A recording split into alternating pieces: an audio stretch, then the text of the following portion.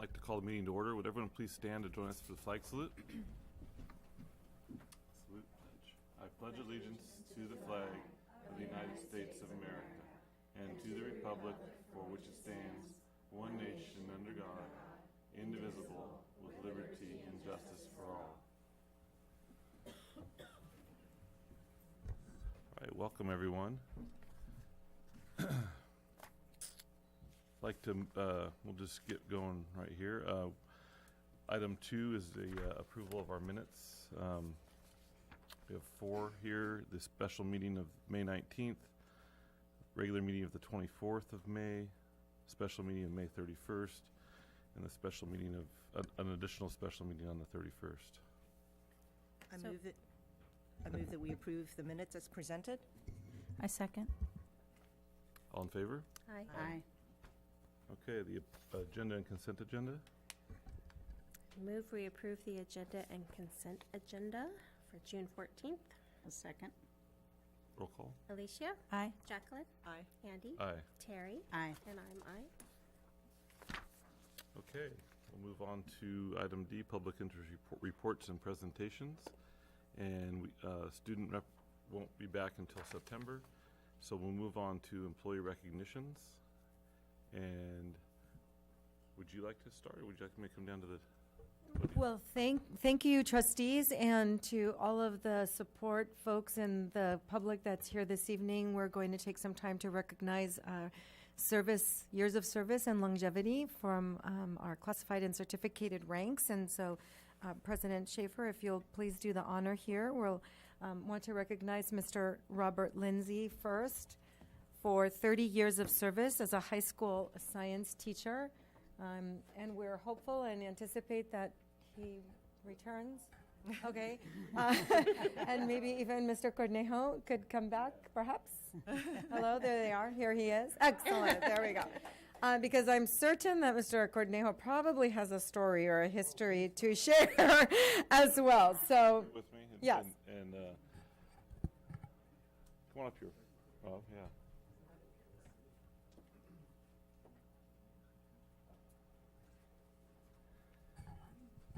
It's with pleasure. We're giving you this for retirement because we hope you have the best retirement you possibly can, but it's with a lot of sorrow because we know we're losing a very good teacher. And just on a personal note, my wife got to student teach with you.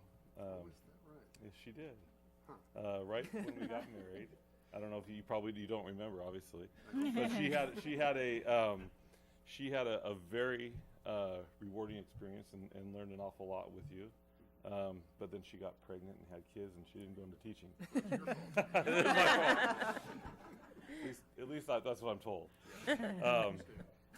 But we you know, everyone we know in town, everybody, all the students that have gone through your class, you know, the impact you've had on their lives and the awareness you've given them into all aspects of science, and the world and the natural environment are tremendous, and they'll utilize that knowledge for the rest of their lives. So I hope you have the satisfaction knowing that you've had that great an impact on so many people, and will continue to do so, you know, for the rest of their lives, and hopefully, you know, beyond that. And yeah, so it's with great sorrow that we are losing you, but I know you're going to really enjoy yourself in your retirement. I appreciate that. Yeah. Thank you. Yeah, and I think Mr. Cornejo probably has some funny stories for Mr. Lindsay. Well, I'll skip the ones where I was a student of his. But Mr. Lindsay has been a great role model. He's been a great colleague. Mr. Lindsay helped us with our WASC report. He's an avid bird watcher. He's taken students to Costa Rica. He did our native plant garden. Mr. Lindsay was out there at every event that we had, every rally. Mr. Lindsay demonstrated what a true warrior is, someone who's willing to participate, someone who's willing to take some responsibilities, and someone who's willing to teach others how to become a better person. Mr. Lindsay is the sole responsible for our great science department that we have. He has impacted a lot of students, and because of that, some students have chosen to go into the sciences. He'll be greatly missed, but I know that he will have fun in whatever he chooses to do. In about a year from now, look out, Australia, here comes Mr. Lindsay. I know that he's visiting. So thank you very much for all the service that you've done, and we've been very blessed having you at our campus. Thank you.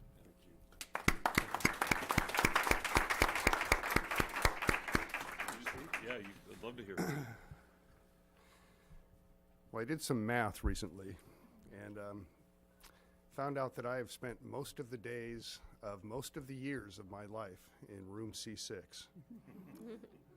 And it's been a tremendous experience. It's been a fabulous career, and I've been saying for a long time that I can't wait to look back on it, and that time has finally come. In any case, thank you all very much for this recognition, and I appreciate it very much.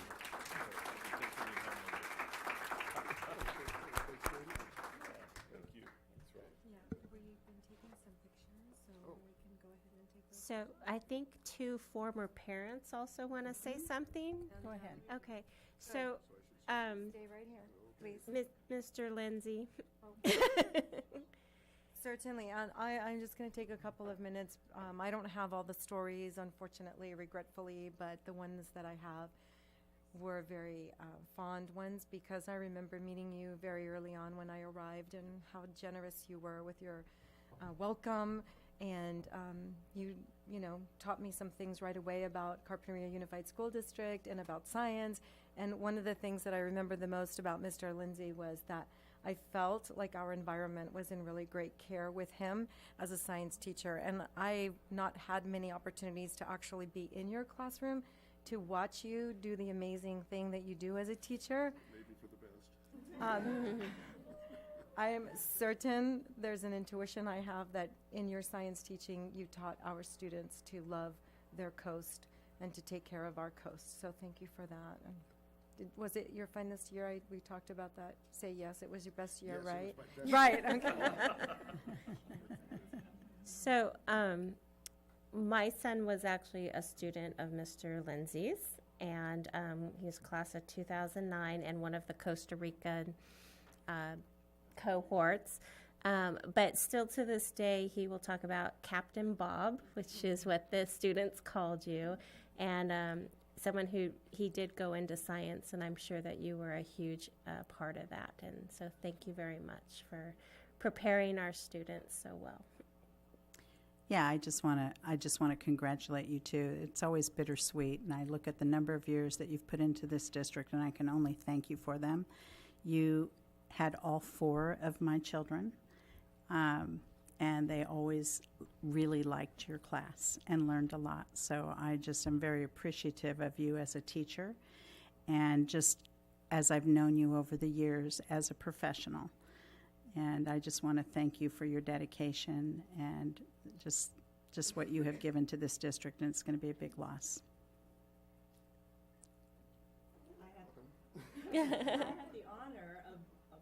I had the honor of being there when you were awarded with the GATE Award several months ago, and I was so glad to be there to support you and honor you. And I'm sorry that my children won't get to experience your teaching, but that would mean that you would have to work for about another 10 years. Which is probably not going to happen. So, Yes. thank you so much.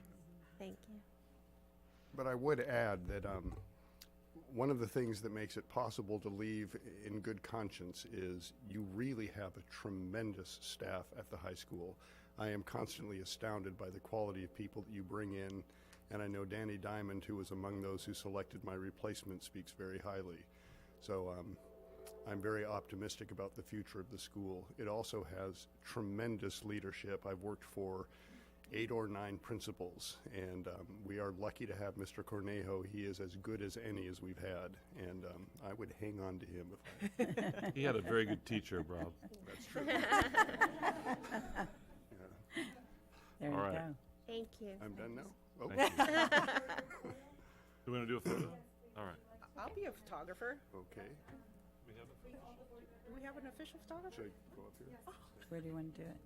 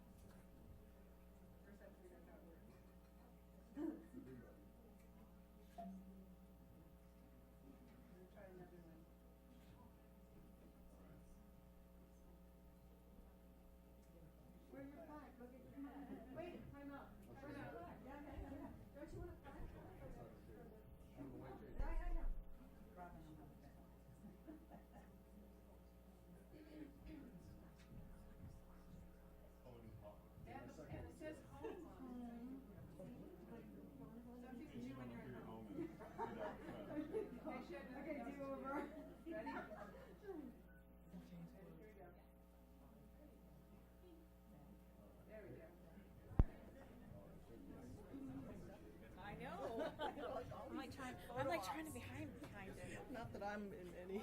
Yeah, you are. You're in a dress. Lori, is Susan here? Can I put lipstick on?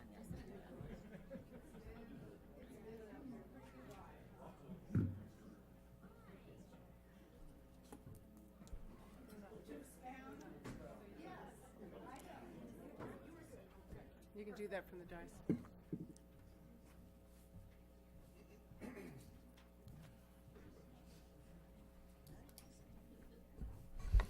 Okay.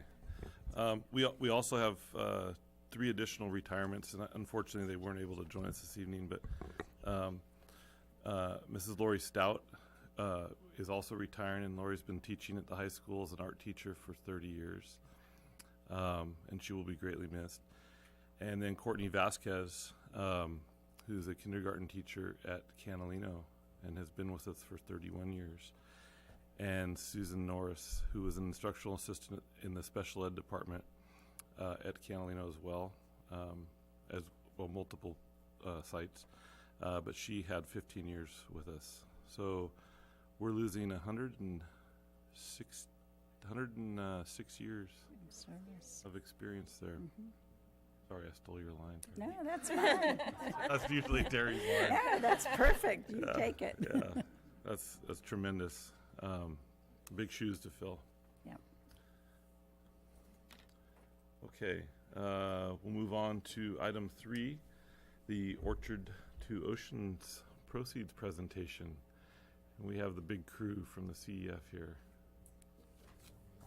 Welcome, you guys. Good afternoon, Chairman and fellow board members. Carpentry Education Foundation loves coming here for these events. We love it when you come here.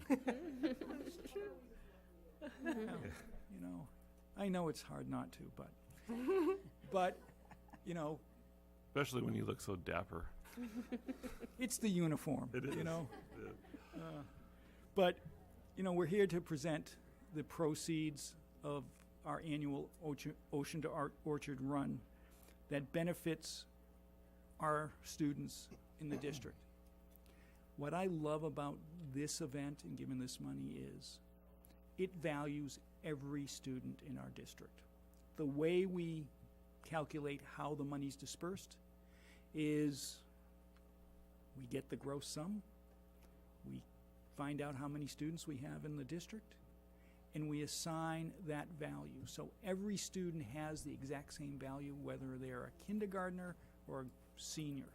And based upon the school's population, determines how much they make or they receive. I want to say something simply about the retirees that you just honored. The fact that they had such longevity here is a tribute to our district. That they wanted to stay here and work in our environment. And it is a lovely environment.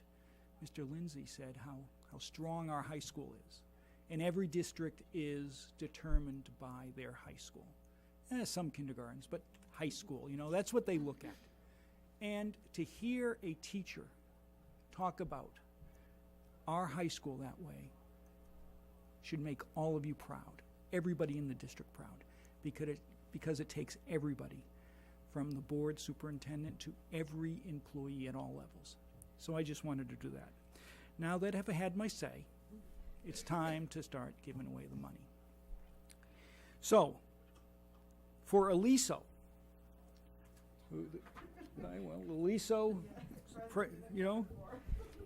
Aliso will receive $2,019. Thank you.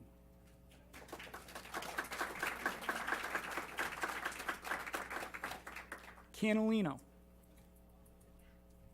Canalino will be receiving $2,444.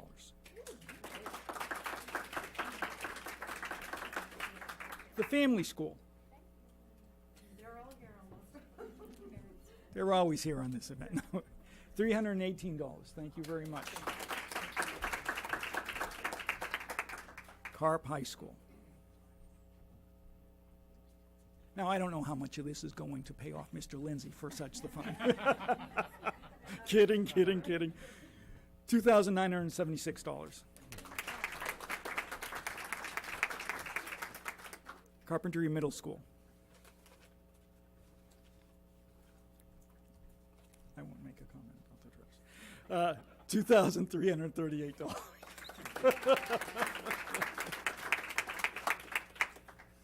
$2,338. Foothill.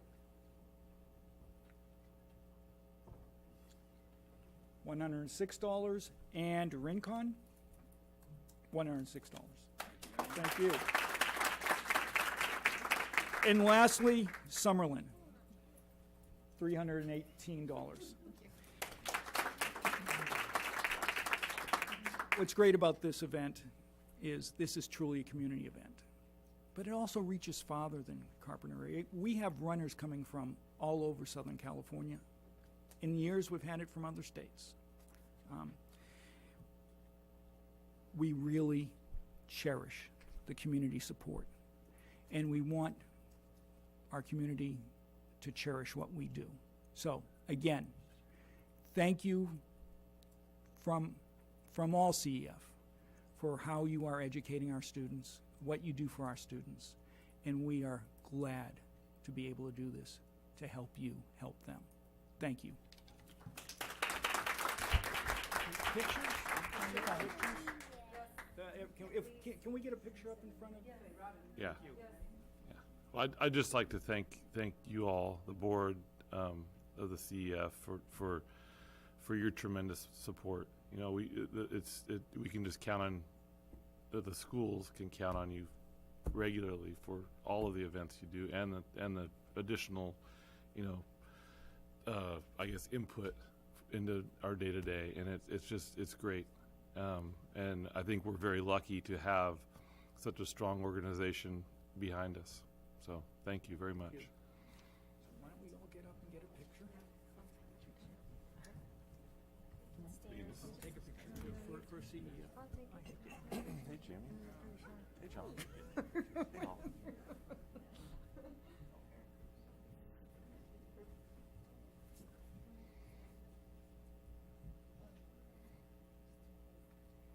John, you may want to stand behind Jamie so they don't see your outfit.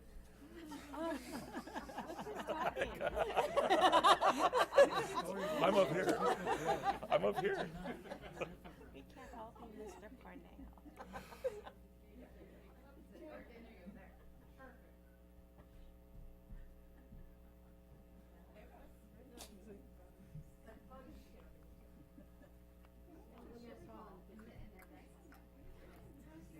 You can stand over by John.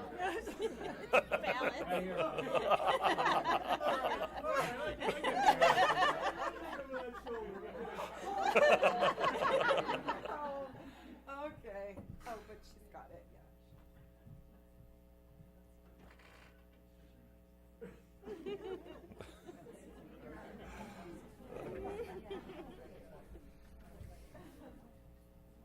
He can take it.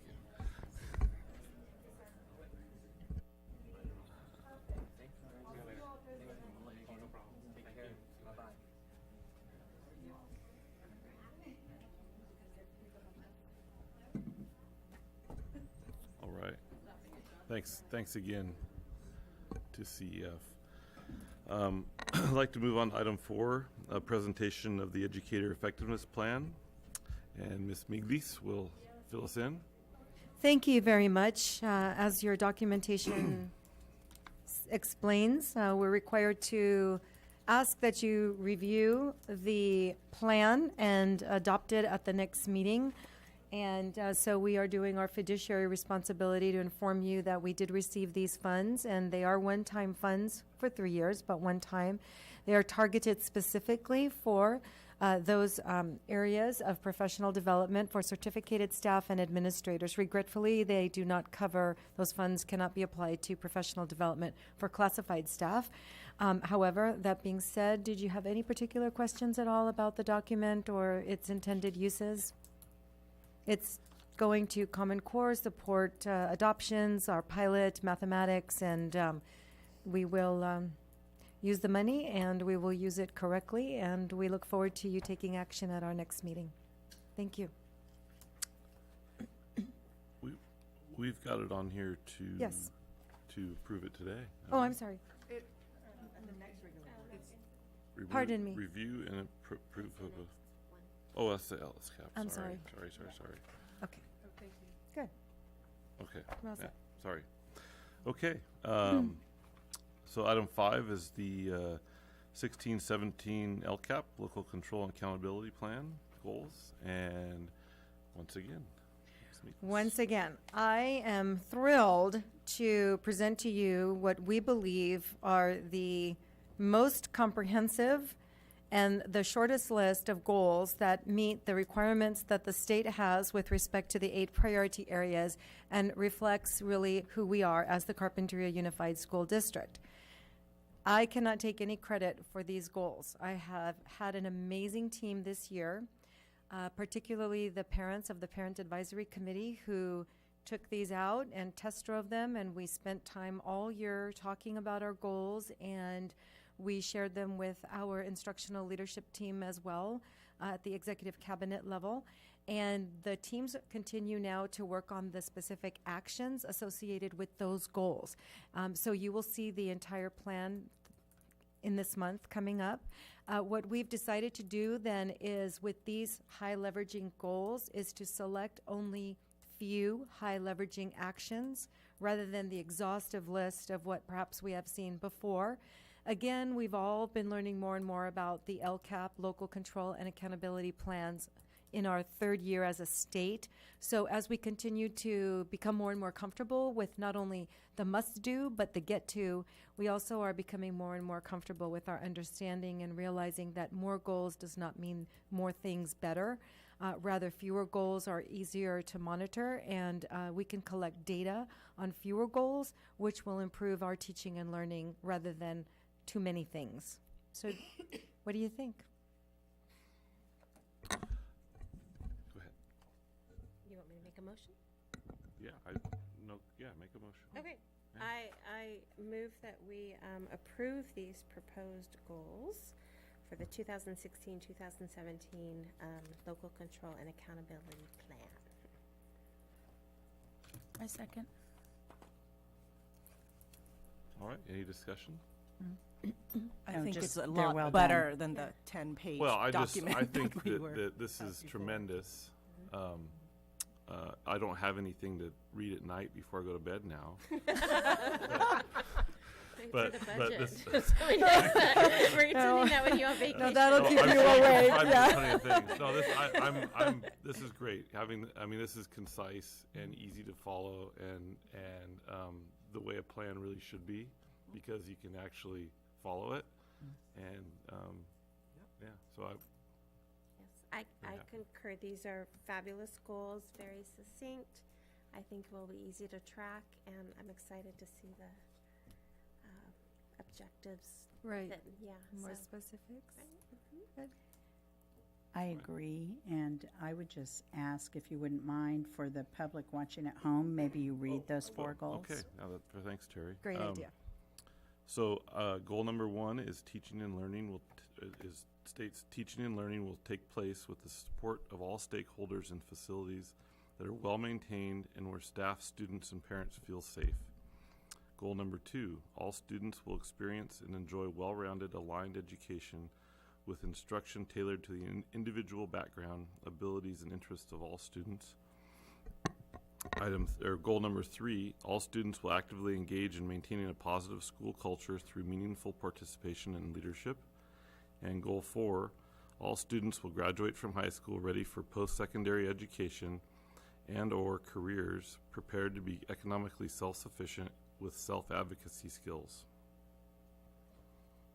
Fantastic. Yeah. Yeah, All right. good Well job, done. Julie. And others. Who else is here from the Parent Advisory Committee? Yeah, All right. and Carolyn. You know, you can spend hours and hours and hours on one word sometimes, and I think after, you know, working on this, and we had longer sentences, we had 5 goals. I mean, we could go on and on with the detail and the stories. I think if you concur, we captured a lot and covered a lot of what's most important, again, as I mentioned, with fewer words as well. So we can always change them. There are goals. If we decide we need to do something different in the next year, we'll do that as well. All right. Okay, all in favor? Can I just say I want to thank those in the audience that worked on these. I've worked on vision and mission statements and such, and I know how much time can go into just honing down, you know, to what to what you really want to say. And I know this took hours and hours and hours of work. So I just want to thank all of you for that. They're great. Yes. And again, while not here in the audience, we had principal participation and executive cabinet, and then special mention goes to Sue Harrison, Bob Keating, and Mari, also for reworking the 5 into the 4 and making sure that we didn't lose any of the spirit that we wanted to convey. So Good job, well done. you gave me a dream team. Thank you for that. All right. All in favor? Aye. Okay. So, let me get back on here. Oh, right back to you. Here I am. Well, thank you. My comments this evening will be brief because we already had some opportunity to share some other information. In particular, I'd like to introduce 3 of our newest members pending your approval, which I believe happened in consent. So congratulations. If you would, Andrea Carut, if you would please stand for just a moment to be recognized. Andrea comes to us from Girls Inc. Santa Barbara, and she's our new purchasing technician. So she joins the Office of Business Services. Great. Welcome. You're welcome to share. We love hearing, like, the thing that you probably never thought about me is. Nothing like being put on the spot, right? Go, Andrea. I'm very excited to be here. I know I have a big shoe to fill, and I'm looking forward to the challenge. All right. Great. Well, Fantastic. welcome. Thank you. Glad to have you here. So we have Santa Barbara again, not too far to our north, our neighbor. From there hails Kirsten Escobedo, and Kirsten is our new director of special education. Welcome, Kirsten.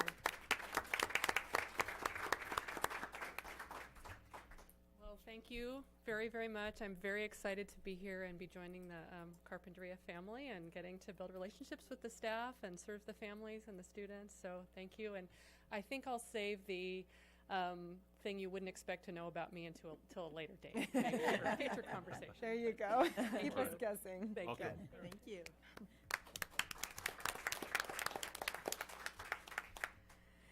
And to our south just a little bit, but actually living here in Carpinteria, is Dr. Shannon Coletti, who is our Director of Educational Services. So welcome, Shannon.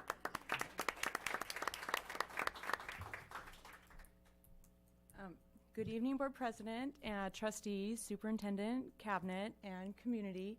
It's really a pleasure to be here tonight, and I'm excited to be able to work in the Carpinteria Unified School District as the Director of Educational Services. And I will tell you one little thing about me.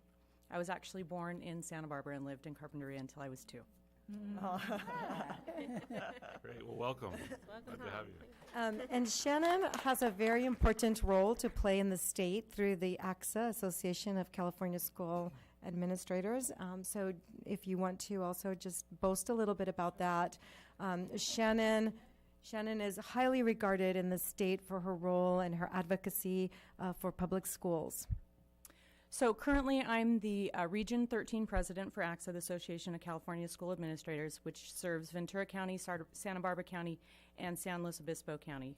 So I have 45 members that sit on my board, and we do advocate for on behalf of the students in the state of California. It's really an exciting role, and Micheline sits on my board, and she's very, we love that, and we consider it a privilege to go out and speak on behalf of the students here in the state of California, and we will continue to do that. Thank you also, Shannon. And then a next meeting upcoming, we will also honor some other retirees. I just want to kind of give you a little glimpse of what that looks like, because if we did the math, we're going to exceed that 103, 106 years of service, because at that time we'll be honoring Cindy for 13 years and 8 months, Sue Harrison for 9 years and 10 months, Bob Keating for 43 years and 9 months, and Leslie Gravitz for 40 years and 9 months. So with that, we're looking forward to everyone enjoying their summer break. I understand we're not meeting in July, is that correct? Once. Once, okay. First meeting. Yes, ma'am. And Graciela, of course, Graciela, forgive me. right. How many years is that? Oh, my goodness, Cindy? How many years, Sandy? Graciela? Total. I wasn't there. Oh, good, and Nellie will be joining us as well. Okay, great. Thanks. Excellent, thank you. Okay. So we'll move on to Cindy's report, an update on Measure U. Well, first of all, I think there'll be a lot happening on our campuses over the summer. You'll see in your packet that we're approving some contracts for work, some roof replacements, and also replacing the flooring and tables at the Canalino multipurpose room. And it's going to look so good when it's done. The flooring is really attractive and interesting for students. So I'm particularly excited about that. It's harder to get excited about roofs, although we certainly want them to be working if and when it rains. So there are a lot of things going on that way. And then also there will be another series of meetings with the site committees, with the architects. Most of those are the week of June 27th. So they'll be working on all of the scope and excuse me, based on all the feedback that they received from the other meetings that we had. All right. Do we have any public comment, Jolene?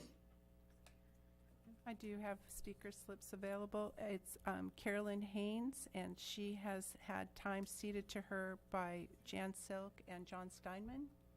Great.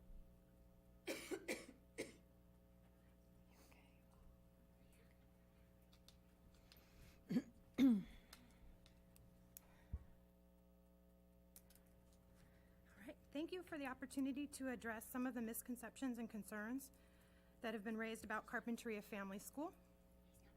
My name is Carolyn Haynes, and I am a parent of 2 family school students.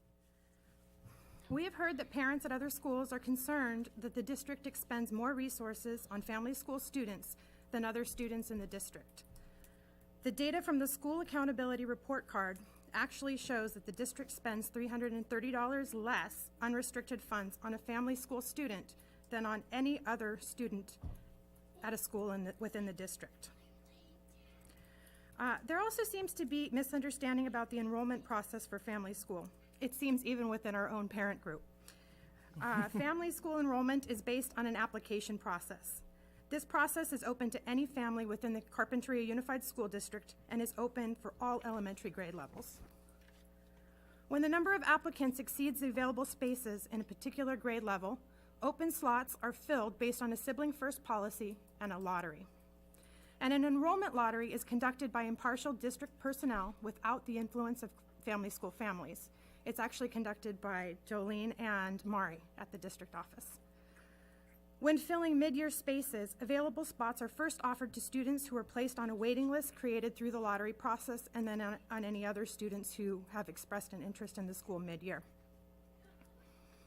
Another area of concern voiced by members of the community has been a perception that family school classes are smaller than those in other district schools, which seems unfair, of course.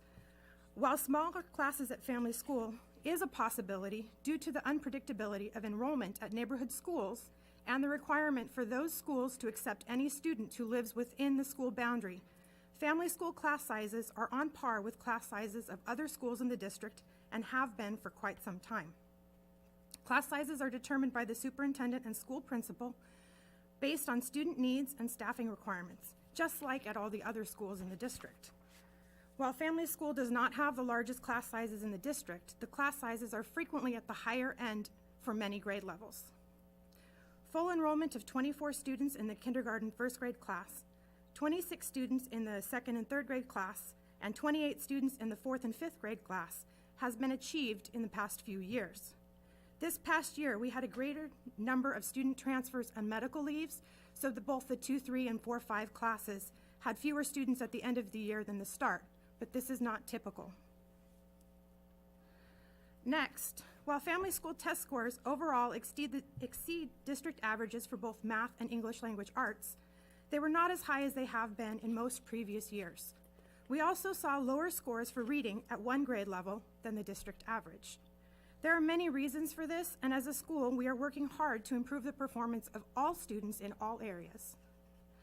Please note that the small sample size of family school students makes the performance percentages highly volatile compared to larger schools. For example, unlike larger elementary schools, performance of a single family school student can greatly impact the percentage of students who do not meet standards. For the 2015 test scores, a single family school student score accounted for 10% of the performance percentage for the fourth grade. One student, 10% of the score. In contrast, one Aliso student made at most a 1.3% difference in the grade level performance, and one Catalino student made at most a 1.5% difference. It means that one student performing poorly or very well will shift the scores dramatically. Another point of confusion about family school lies in the incorporation of multi-age classrooms into the school philosophy. While small size of a school necessitates multi-grade classes, it is a pedagogy that we fully embrace. There are many benefits of multi-age classrooms. The handout I will provide to you, I have it up there, we'll discuss that exact topic. I have linked to peer-reviewed papers that substantiate multi-grade classrooms as a definitive choice. The literature substantiates that multi-age classrooms offer many benefits to students and teachers. Students experience higher quality relationships with faculty, an improved classroom climate, higher self-esteem and better learning through creation of interdependence of students and peer tutoring environment, higher levels of independence from teachers, and a greater range of roles for students within their peer groups. Teachers benefit from multi-age classrooms through deeper relationships with students, peers, and parents, more productive use of classroom time, increased continuity of planning, and higher job satisfaction. However, it should be noted that multi-age classrooms require a greater level of commitment from teachers. Fortunately, the teachers at family school rise to the occasion beautifully. The last thing I included in the packet was some information from the California Department of Education's FAQ on alternative schools. I found it really interesting how closely the family school philosophy aligns with the principles that the Department of Education defined for alternative schools, particularly bullet points 1 and 4. I'll read those to you.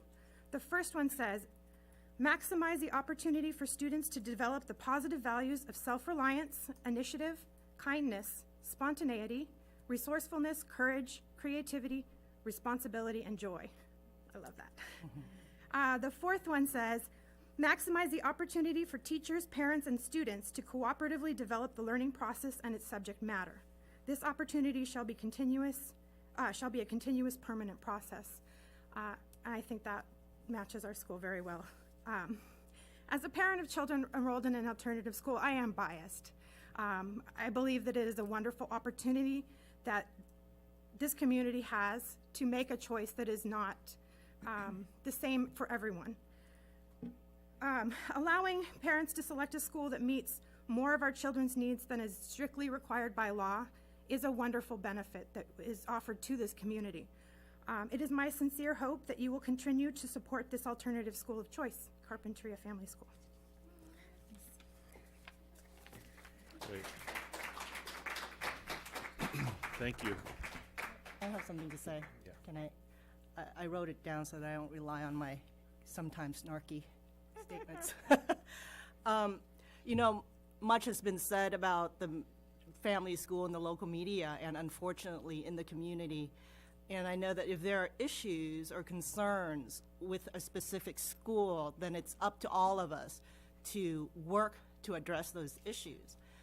And I just want to, as a parent myself, I just want to clarify with the parents that no parent here needs to justify their choices for their school, for their children. Whether you send them to family school, Aliso, Canalino, private school, or homeschool. We as parents make that decision for our children based on the limited or varied options that are available to us. No parents here should feel guilty or be called names based on the choice of school for their children.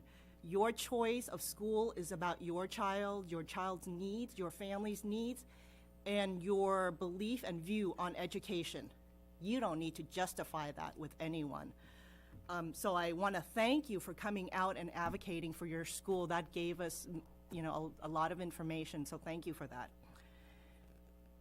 And to the parents, and this is going to get difficult, to the parents who have been so deeply hurt by the letter to the Coastal Views that point out our skin color versus our spouse's skin colors versus our children's skin color. As somebody who has a skin color different from my husband, I share in your distress. It's jarring, it's very sad to have your family's different skin color be the crux of an argument. But I want us to celebrate our beautiful mixed families, our gloriously beautiful children, and their heritage.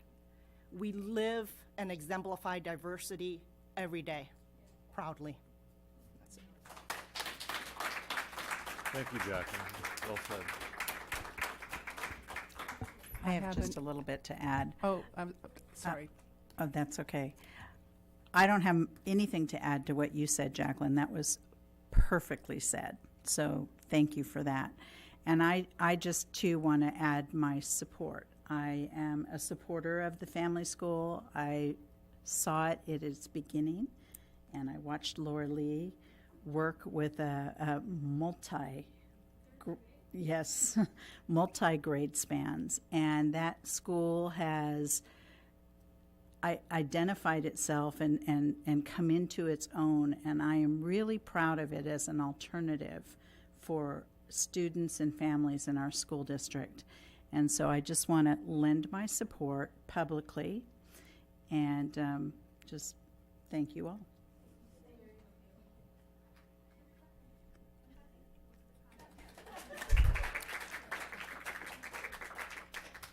We do have one more speaker slip. It's Julie Sigwart. Yeah, thank you. I too have been really distressed by everything that I've been reading in the newspaper the last several weeks.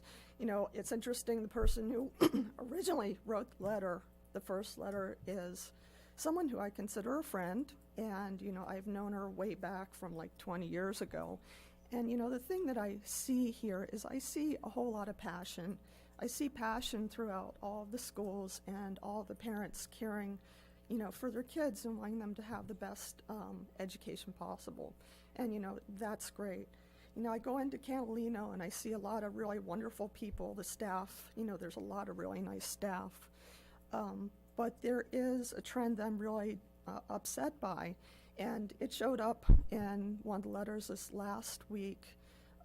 one of the kids wrote in and said, this is affecting my relationships on campus. And we've had a continuing, there has been tension escalating over the last several years. And every single teacher in family school that I've talked to, the principal, the aides, they've all been the subject of, how can I say it, bullying, by a certain group of individuals on the Catalino campus. And, it really hurts me to say this, but there is definite aggression on the campus, and it's affecting the kids, it's affecting the teachers, the staff, it's affecting everybody. And according to state law, nobody is supposed to be in an environment where they do not feel safe, where they feel that they're being harassed, or that they're being discriminated against, for whatever reason. And so I'm asking for you to look into this and to help us bring about peace on the Catalino and Family School campus. These are two distinct schools. They deserve to be treated as two distinct schools, and they deserve to have, mutual respect, and, it needs to go all ways. So that is what I'm asking from you. Thank you. I would just like to say one thing. I think Jacqueline summarized a lot of our thoughts very well. But I'm speaking more to the leadership of both schools, that this should be an adult problem, and this is a leadership issue. And I expect, and I think the board expects, that the leadership of both schools will work together and model proper behavior for their students and for the community, because this shouldn't affect the children, and it shouldn't be personal. This should be if there's a problem, it should be worked out like adults, and the behavior that those adults act with should be that which you would expect from your students and your children. So that's all I have to add to this, because I believe you guys have summarized it very well. So appreciate you all showing up tonight. Laura Lee wants to have cake. That's it? No, We don't have slips? No, we do not. It's quiet too. So we will move on. And we will gladly share in your cake after the meeting, Lori Lee. Item G, business operations and facilities and warrants. I move we approve and ratify the warrants from May 19th through May 26th, 2016 as presented. I'll second. All in favor? Aye. Okay, gifts, grants, and donations. We are being asked to accept the following. Item 1 are video contest awards totaling $1,500 from the Santa Barbara County WaterWise video contest to Carpenter High School. Outstanding. Item 2 is a donation in the amount of $50 from Target Take Charge of Education to Carpenter High School. Item 3 is a donation in the amount of $500 from the Santa Barbara County Office of Education to Carpenter Middle School teacher Deborah Leiter-Welty for her Curriculum Project Award. Item 4 is a donation of $500 from the Carpenter Masonic Lodge 444 to the Carpenter Middle School Library. Item 5 is a donation in the amount of $50 from Target Take Charge of Education to Aliso School. And then we have a donation of $150 from the Edison International Silicon Valley Community Foundation to Aliso School. And item 7 is a donation in the amount of $1,000 from the Bank of the West to the Middle School Library. I move we accept with gratitude and admiration for all the support. Second? I would just like to thank everyone. That's great. It's always nice to get the big money, but seeing the little money is great. It adds up. It does. All in favor? Aye. Okay. Item 3 is a memorandum of understanding between the Carpenter School District and the Council on Alcoholism and Drug Abuse, CADA, for one youth services specialist, otherwise known as a YSS, to be shared by the middle school, the high school, and Rincon. So moved. I'll second.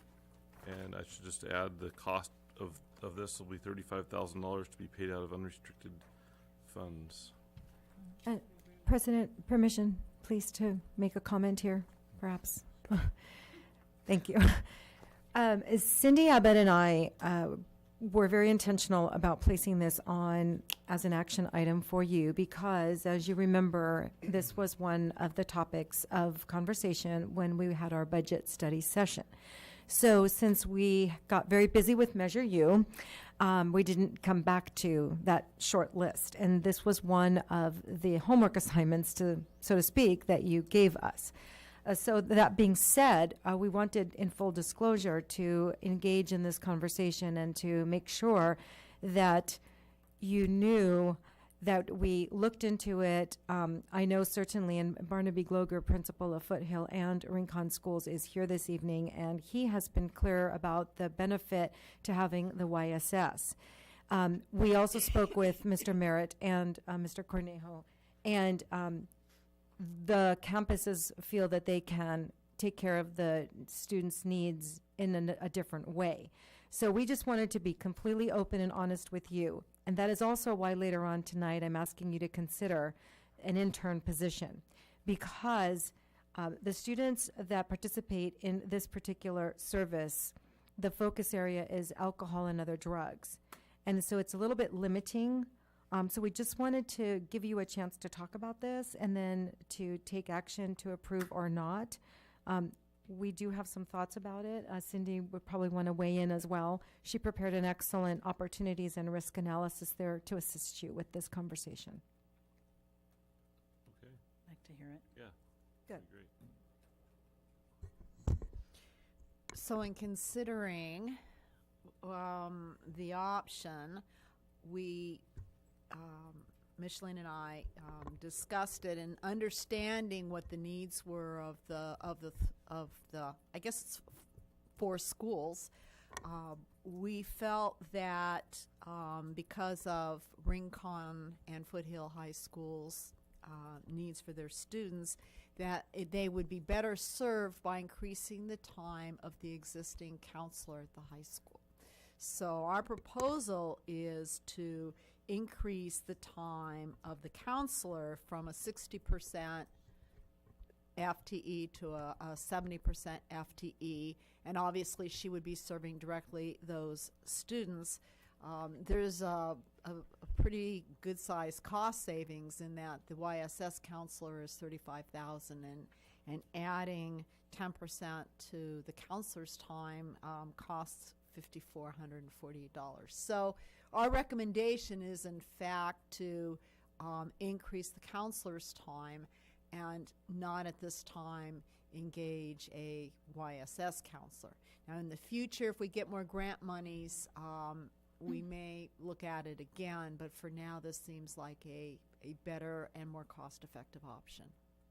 Yes, and we believe that given the situation where we're watching very carefully every dollar that we spend and analyzing every position as they become open through the natural attrition process, that indeed this position used to be funded with the Cal GRIP, and if that were to come back, we would certainly want to review any of our options. This could be one of them at that time. So thank you for allowing us to provide you with this information so you can decide as far as the budget is concerned. Could I ask what that 70% work week looks like? Is it 3.5 days? Sometimes What's it could be in a 2-week block. Mr. Gloger is here if you'd like to speak with Principal Gloger, perhaps even. Yeah. Oftentimes I've seen 0.7 divided up in a 3-4 kind of a setting between 10 days or. I mean, let me just first say, I think this is wonderful, and I think the counselor there is superior. So I'm in favor of this. I'm just curious what it's going to look like. Well, currently the counselor's there 3 days a week from about 8 o'clock until 1 to 2 o'clock. give or take an hour here Okay, and there. yeah. So this would instead of 3 part days a week, it would be 4 part days a week if I am doing my math right. Okay. Yeah, okay. That'd be the difference. All right. All right, yeah. So do we need a motion then? I think we did that, right? Well, we had a motion to accept the YSS, because that's, What was that? I move we approve the MOU as presented For both, yeah. for both. And I'll second that. Wait, wait. wait, so, I just had a question for clarification. So the services provided to the middle school and the high school, is that gonna be in that extra percent that counselor's gonna be doing, or no? No. Great, No, so, just- maybe it'll be helpful if we just sum Right. it up right now. Right. We have an option to do what we've always done.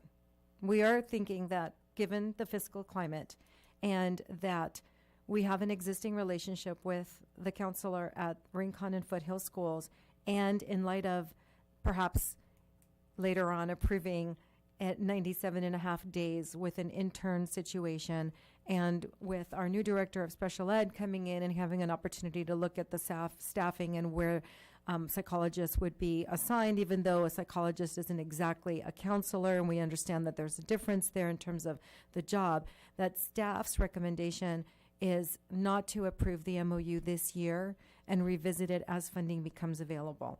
Rather, to increase 10% or 0.10 of the current counselor's time.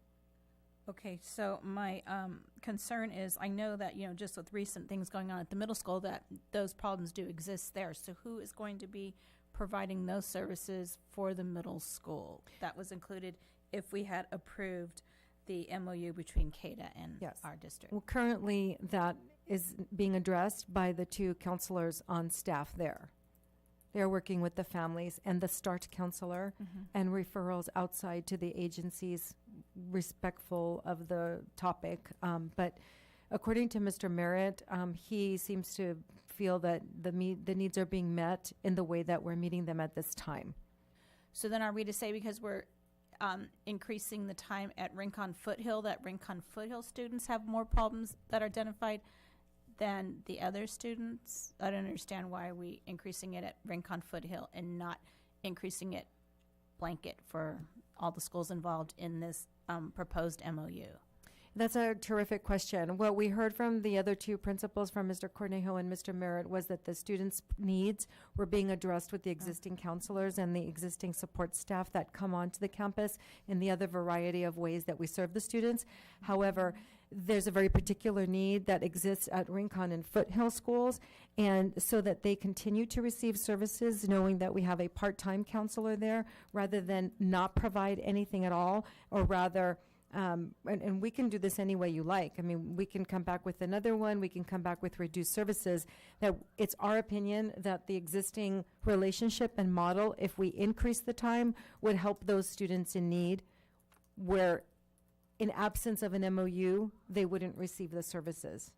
I don't know if I'm answering your question No, so my correctly. question is, for the students that we have combined at Rincon and Foothill, say, I forgot the number, if you divide that out by the amount of extra time you're going to pay that counselor for that specific site, I feel like we're concentrating all that on Rincon Foothill, thus labeling it as the place that they have the most need for that, versus a universal, 10% over whatever, and using that 10% for wherever the need is. I understand the needs being addressed at middle school and high school, so how is it not being addressed currently at Rincon Foothill with the amount of students they have per, in relationship to the amount of hours she currently works? We actually already have the YSS over there, so what we're saying is, in lieu of the YSS, Okay. it would be our own staff. All right. Does that help? Right. Okay, thanks, sorry. That's okay. So That's what I was to- missing. I was trying to figure just that to out. Right, just to Mr. Gloger, correct? Yes. So to clarify, this MOU basically gives us the option of utilizing CADA sometime in the future if the budget allows. Certainly. Okay. But we don't want to pass that. You don't need to take action on it today. Right, that's what she said. Okay, so we can table this for further discussion? We can, or it can just, what they call, it could die because there was no motion, or you could vote to not contract. You could you could make a motion towards the extra time for the existing counselor, for That- yeah, example. so- I think I moved as presented already. Well, the present, we have two options there. So you're making a motion for the YSS counselor from CADA, or you're making a motion? Well, it's one single MOU, right? No, well, there's two options. If you look at here on the, It's a little confusing. on the information sheet, Michelle? Oh. This is an alternative. We have an alternative to increase the counselors, as Micheline explained. Instead of this, right now. 10% from 6/10 to 7/10 FTE. But the subject line states it's one MOU. So do we need to We have to revise we have to the? revise your motion to specify which option we're All right. we're making a motion. I withdraw my motion. Okay. Uh-huh. Do we want a motion? Does anyone want to make a motion to I- increase the hours? I will move that we increase the counselor hours at Rincon and Foothill High School by 10% to 0.7 FTE. Second. Any further discussion? All in favor? Aye. And the other one doesn't have. Okay. We finally got it. Somebody's happy. Nice. Okay, we'll move on to item H and Major U. First item is as resolution number 16-782 from the Carbondale School Board or District, rendering local zoning ordinances inapplicable per California Government Code Section 53094. This would render certain city and/or county zoning ordinances inapplicable to school district property for various projects to be formed during the summer. Can I get a motion there? I move that we approve resolution number 16-782. Second? Okay, just you have Sorry, I would like that explained. I don't know what that means. So before I say yes or no, I'd like to, please explain it to me. If this is all we have to do, I'm going to apply it to my house.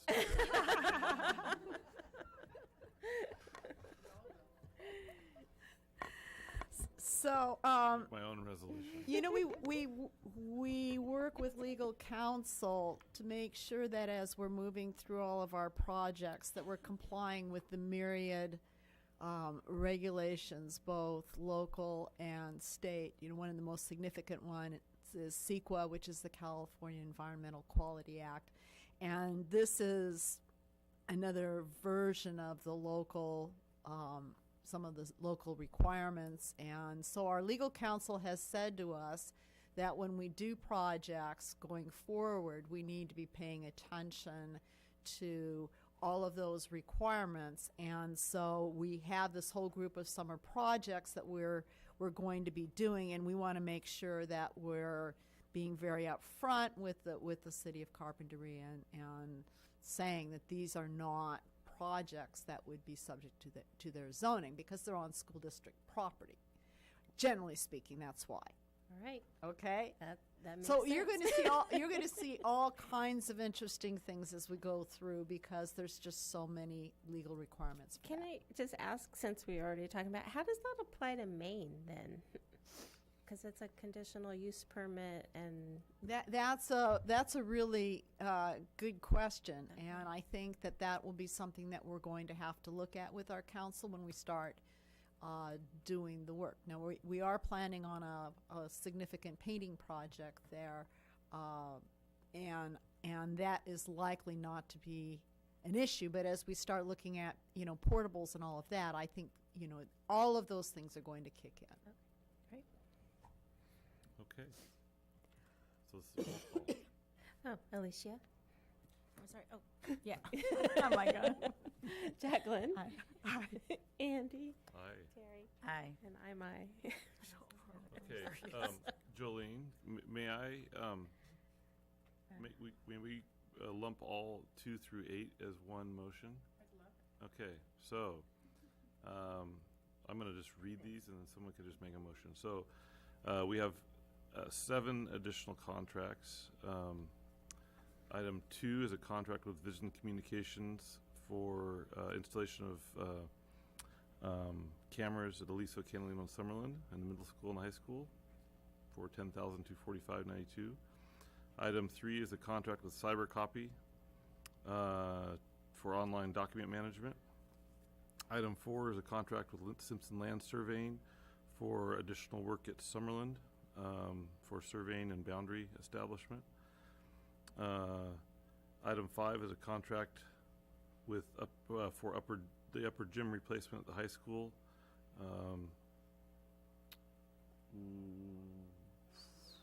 Who's that for? Who's that with? Well, it's here. That's You might want to stop there and Yes. go. okay. So let's actually let's do these one by one. 'Cause this is gonna be this. Yeah. Let's. Yeah. Okay. 2, I'll 3. move that we approve the contracts with Vision Communication, CyberCopy, and Simpson Land Surveying. A second. All in favor? Aye. Aye.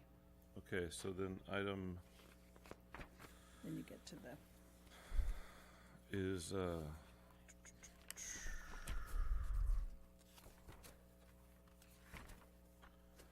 okay, so item 5 is a contract with oh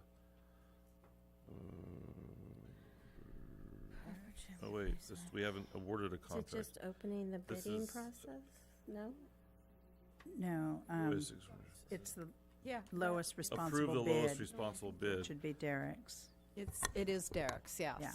So that's all we have to do is we Yeah. just need to have you approve the award of the bid to the lowest responsible bidder, who for this project is Derek Roofing. Okay. So moved. Second. All in favor? Aye. Aye. Okay, so item 6 is the same sort of contract. So it's Roof. lowest responsible bidder, and that would be Craig Roofing, Craig Roof Incorporated. So getting a motion there. So moved. All right. Second. All in favor? Aye. Aye. Item 7 is a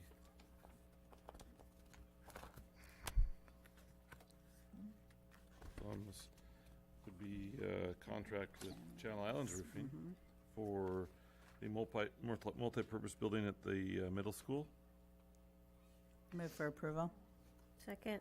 All in favor? Aye. And item 8 is we're okay. We're approving the apparent low bidder, McGilvery Construction is withdrawing their bid, and we're being asked to accept the second lowest bidder, EJS Construction, for multi-purpose room interior upgrades at Catalina Elementary. So I'll move. moved. Oh, go ahead. So That's fine. moved. A second. I'm curious as to, was there a mistake in their bid, Cindy? I believe that what happened was. Oh, they that didn't acknowledge both agendas. Yeah, I was just going to say, you can see it on there. I They can see did that. not, they did not in fact receive one of the addendas, Right. so. Well, too bad for them. And us, I guess. Unless it affected their bid. Okay, so all in favor? Aye. Okay, so item I, personnel. We're being asked to approve hiring Catherine Wynn Carnazzo as an intern psychologist for the 16-17 school year for 97.5 days. I will move for approval of this contract. Do I have a second? Second. Discussion? Just looks really well qualified. It does, yes. Yeah. She certainly does. So at this point, then we will come back with the official paperwork from the university and/or SELPA, and it'll probably be in consent at that time, since you are giving your endorsement at this time. Okay, perfect. So we will, all in favor of hiring Catherine Wynn Carnazzo as our intern psychologist? Aye. Okay. Board communications. Good deal. No, just happy summer to everybody. Summer's here. It is. I think. Just another congratulations to all of our students who promoted or graduated. Lovely ceremonies. Yeah, I'll second that and wish all of staff a restful summer. Enjoy your time. You know, I just wanted to say, I don't want to get into this too much, but I just want to say, you know, this is a hard time for us as a district, as we are entering, you know, we can't agree on a contract, and that's hard. On both sides, it's hard. And of course, we're reading a lot of letters and emails and all of that. And, you know, I just want to say that I know I'm hearing a lot about feeling unappreciated, and I feel bad about that, because I definitely appreciate staff. And in the 21 years that I've been here, most of the time I feel like we are a team working together. And, you know, we are at a different point of view right now with where we are in a financial position. And each side has to be true to their point of view, and we certainly feel a responsibility to be fiscally responsible to the district and to the community. But anyway, I just want to publicly say that I'm sorry that we are where we are, and I want to publicly say that I value staff and I value what you do for our students and our community. And I hope that we can, you know, reach agreement at some point, but that we are where we are right now. So that's all I want to say. Thanks, Terry. I'd just like to echo that. And I don't think any of us would be doing staff, administrators, board, would be involved in this endeavor if it weren't because we valued public education. We care about children. We want the best for them, and that and for everyone really, and that includes staff. Mm-hmm. And none of this could happen if we didn't have great teachers. And we hear it day in and day out from parents, our community, other administrators from outside the district who come and are in awe of the efforts and abilities of our teachers and staff. And so it hopefully we can come to some sort of amicable agreement and keep the discussion professional and civil, so that we are modeling behavior for our future leaders.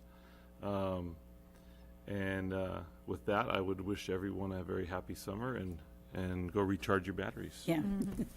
So, move on to item K, board calendar. So we have a special meeting on the 29th of June in regard to the LCAP.